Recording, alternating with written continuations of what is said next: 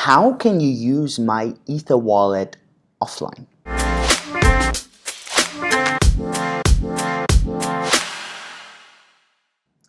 Hey and welcome to today's video. My name is Julian. I'm one of the co-founders here at 10x, and today I want to catch up on something that we discussed last week, and that is how do you use MyEtherWallet offline? And the reason why this is really relevant is because this allows you to use this open source tool without having to rely on the service of MyEtherWallet. And we've had these challenges where MyEtherWallet has been hacked or where maybe something is compromised. And if you're using a ledger or a tracer, it's actually not as relevant, but it might still be. And at the end, it's still good practice to learn to sign a message for the Ethereum network offline, basically on your own computer, because this really teaches you a lot about blockchain and how all this works. Because at the end, all the Ethereum network needs, it needs a message that is properly constructed so that all the servers all around the world know that you actually own the private key to whatever you want to do. And this is actually something that's very interesting. And so we're gonna look into now how this works step by step. Important, normally you would do this on two different machines. So you would do this on a offline computer and you would do this on an online computer. Now you can, if you want to, do everything on the same computer. It's not as secure, so this is really important, but I'm doing it right now just for the sake of it. If you really want to do this highly secure, then you would do this on an offline machine and then just copy paste the messages between each other. I'm going to explain you how this works. So let's dig right into it. Before we get started, what we need is we need to download the MyEtherWallet files from the official GitHub. So be sure that you're on the right repository. So you go into GitHub and you look for the EtherWallet. I have the link down below, and then you just look up the latest release. You can see this here, latest release. Always make sure you have the latest release and you would be downloading this release to your computer. And this is really important because then afterwards, pretty much you can close everything. And what we're actually going to do now is we're going to go offline.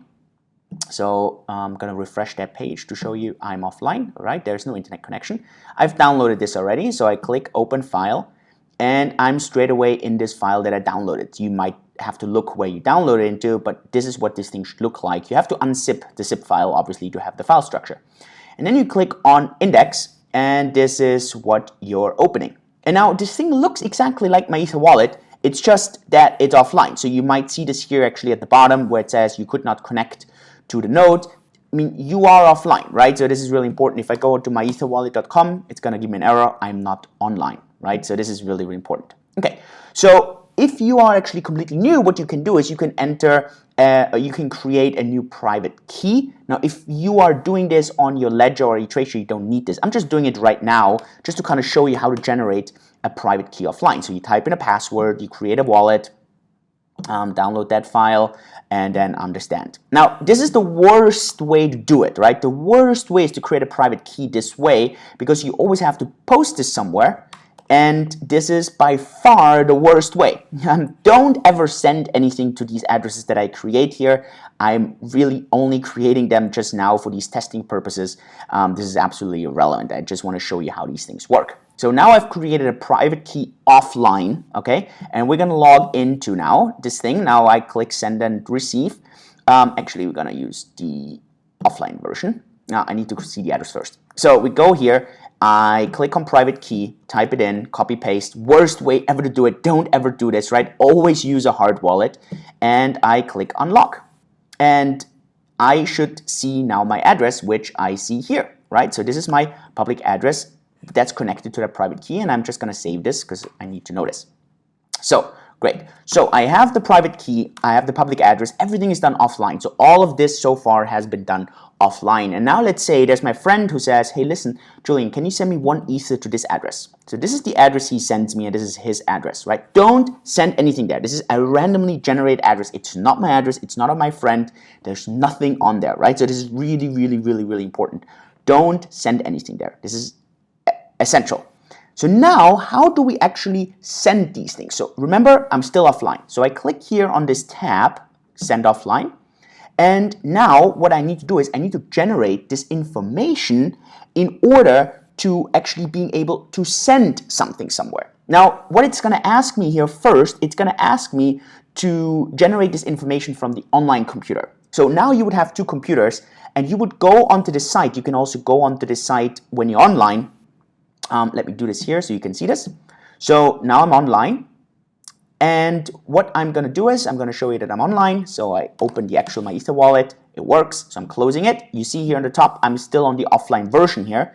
But now we're going to check for some information. We need to check for the nonce, and we need to check for the gas price. And I'm going to explain you briefly what this means. So that's why I needed to have the address that I'm sending from. I fill this in and I click generate information. And basically, it generates the information for my gas price and it generates the nonce. Now, what is this? Very simple. This is the gas price in Wei, so this is not in gigawei, it's in Wei, so this is 41 gigawei. And it's basically the first transaction, so the nonce is 0. And it needs this information in order to execute the transaction afterwards. This is for a double spend protection that we can discuss afterwards in a separate video if you want, to kind of explain how this works. So this is what you have to do on the online computer, right? So I'm online. Now, important, I'm going to go offline again, okay? Because now I'm switching basically to the offline computer. I'm doing it all on the same computer. So MyEtherWallet, it shouldn't be loading anymore. I mean, it's not loading properly. It still has something caged. Now it's off.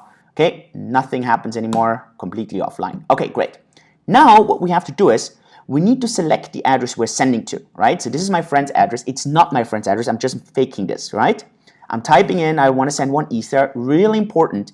You can send any other token here as well. So if I wanted to send 10x Pay, we could do exactly the same thing. So I could say, you know what, I'm going to send 1,000 pay tokens, or we can also select Ether. It doesn't matter, right? So we can always change this. This is totally fine, right? So let's just leave it there, right? So I'm sending 1,000 pay. Don't change the other things. You can, if you want, add some gas limit to it, but don't. It's all set up properly, right? Because you did this on the online computer, you would just have to copy the information over to the offline computer. And now it gets important, because now, remember, this is important. I'm offline. I'm on my local wallet, okay? I need to fill in my private key, and I'm going to unlock this thing. And so now I've unlocked that, and I click generate transaction.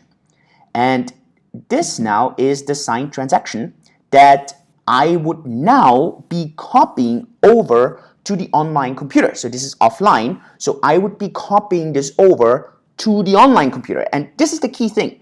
This is actually what gets broadcasted out to the entire network anyways. So you can copy paste that wherever you want. There's no risk in making this public. This stuff can be copy paste. You can send this completely insecure, because at the end it's going to get stored on the blockchain anyways. And all it does is it includes all this information, and this is what the blockchain then stores.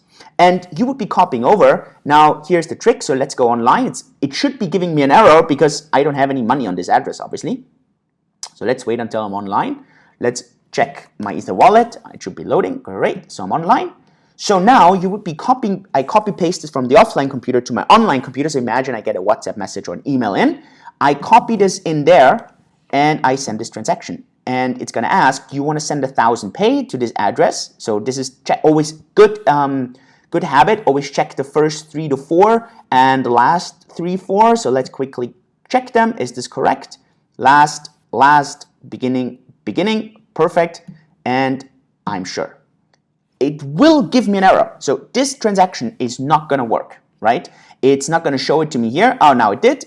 Insufficient funds. The account to try to send information doesn't have the funds. Great, right? So it didn't work. But for you, this would have worked if you have the funds on. So let's summarize really, really quickly how this works. So the first thing you need to do is you need to go, and I think I just closed it. So you need to go on to the GitHub repository. Link down below. You download it.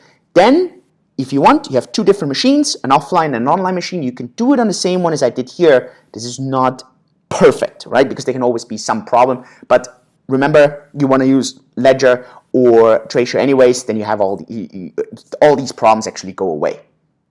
You can, if you want, generate an address offline, but if you generate it for Ledger anyways, then it's happening on the machine or on the hard wallet, so it stays in there. so you don't have this problem. But let's say you copy paste it, then you have the private key. Don't do this. It's a really, really bad habit to store these private keys. Now, basically afterwards, you log in to your address to get the public address. You need your public address from your private key, because then afterwards, when we're sending this stuff online, you first, on the online computer, generate from your from address the information for the nonce and for the gas price. So you need to be online for this on the other machine, and then you just fill in the information for the gas price and for the nonce. If you do it on the same computer, you can always go online and offline on this computer, and then it generates the information for you. You fill in the to address, the amount you want to send, and then you need to log into your, you basically have to verify that with your private key, and afterwards you click generate the transaction. And when you generate the transaction, you can then copy that message over to another machine that's online, and then you can just send the signed transaction, and this is what goes into the network. And this is how you safely use MyEtherWallet offline, and this is how you easily, can stay as safe and protected as possible. I hope this gives you some answers. If you have any questions, let me know down in the comments below. If you want to have more of these things, subscribe to my channel. Let me know what you would love to see. I hope you give me a thumbs up and you share this video. I think this is really valuable for many, many people. And otherwise, join our Facebook community, follow me on Instagram or on Twitter, and let's get connected. Thanks so much. See you at the next video. Yours truly, Julian. Bye-bye.